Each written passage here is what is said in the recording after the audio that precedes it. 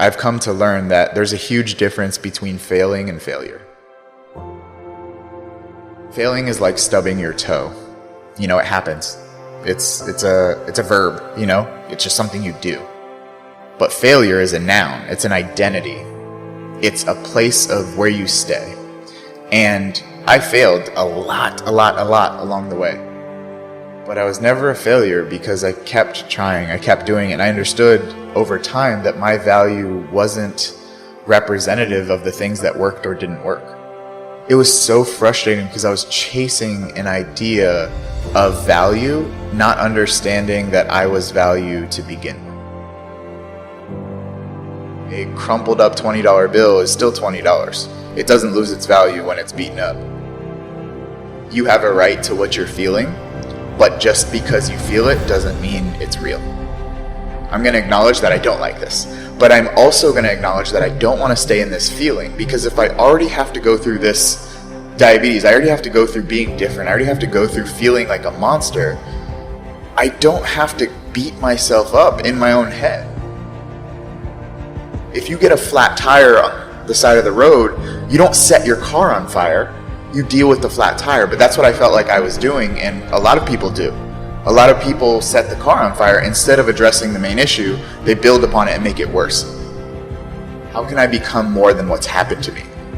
How can I become more than this circumstance that I hate? But how can I not let that hate towards a circumstance I can't control me?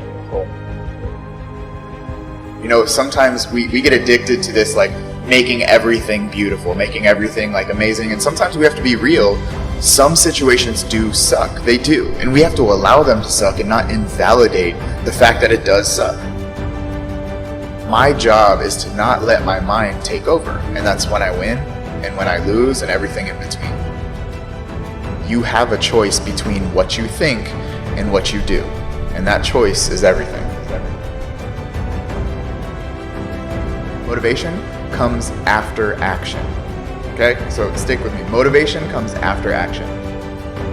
The question is not how do you develop the motivation to keep going. The real question is, how do you develop the discipline to do the stuff you need to do even when you don't feel like doing it? Floss one tooth. Go to the gym and lift one weight one time. Then you can stop. Then you can go home. Then you can stop. More than likely, because you already got there, because you already started, you're going to finish. Getting there is the majority of the issue. The discipline to start, that's what you need. The motivation to keep going comes after the action to start. I could ask anyone watching, do you need to work? And more than likely, everyone would probably say yes. And I will say, no, you don't. That's a lie. That's a lie that you're telling yourself. You don't need to work. You could be homeless. You could give up everything you own and you could live on the streets. You could. So it's not a need, it's a want. It's a desire to not be homeless. It's a desire to maintain the life that you have. And if we have an ability to turn a desire into a necessity like we do with our job, you have the same ability to turn a desire of fitness goals into a necessity to do it regardless of how you feel. So on those days you don't feel like it, if you know you need to, you have to. You teach best what you need to learn most. That has stuck with me for so long. And I've kind of built on that concept of the answers you need are in the problems you haven't solved yet. For me, I needed to learn how to validate myself. I needed to learn how to see value in myself when I saw myself as broken. I needed to learn how to, lift weights thinking that I couldn't. And now I teach people that stuff. That's my job, What I teach now is what I needed to learn most back then. And it's so crazy how the problem becomes a solution. What held you back is what can push you forward. A lot of people could benefit if they really looked at the problems they're facing right now. There are massive solutions within those problems that can take you to a new level of life if you look at them from a different perspective.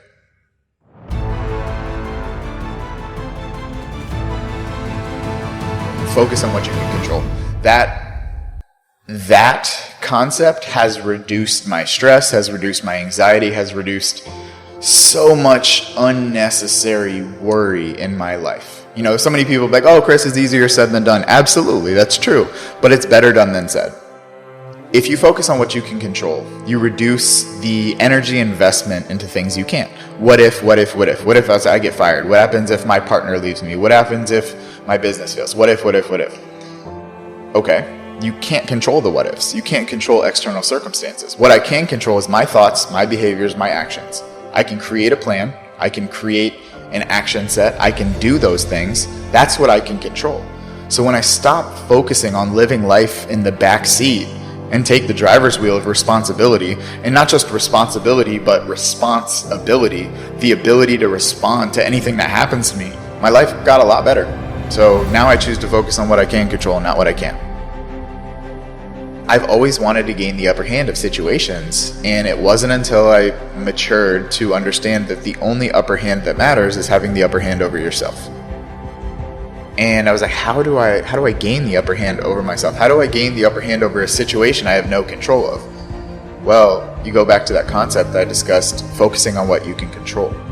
From there, I built 5 other concepts, and I built this book to help people simply navigate the struggles of life by internalizing things instead of blaming the outside world, giving you concepts that can help you do something about it.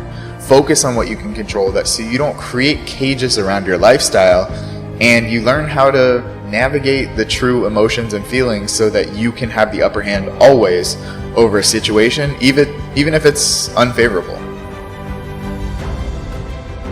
I know everyone is busy, but there is nothing more important than making sure mentally that your mental health is good and making sure you're living your life on your terms and not just falling in line with what you think should be done.